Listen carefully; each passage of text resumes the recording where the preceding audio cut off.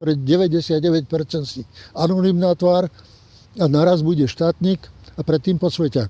V roku 1992 sme si boli vedomi toho, že Slovensko nemá zažitú kultúru a zvyklosti štátnej politiky, že vždy boli doplnkové. A že to nejakú dobu potrvá, ale už sa učíme príliš dlho. Je to nedobre, neefektívne. Takže bude musieť týmto zmenám dôjsť, ak chceme, aby sa zmenili pomery vôbec.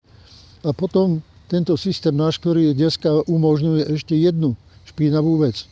Ľuďom z podsvetia sa ťahať a ísť do najvyšších funkcií. Máš peniaze, kúpiš si miesto.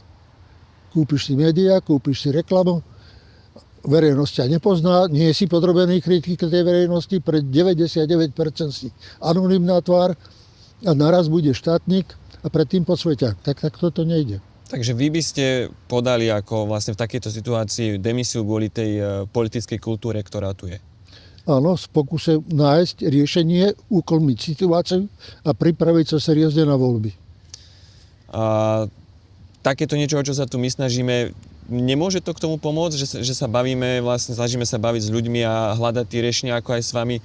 Teraz sa bavíme o tom volebnom systéme, ktorý je dlhodobo téma v slovenskej spoločnosti.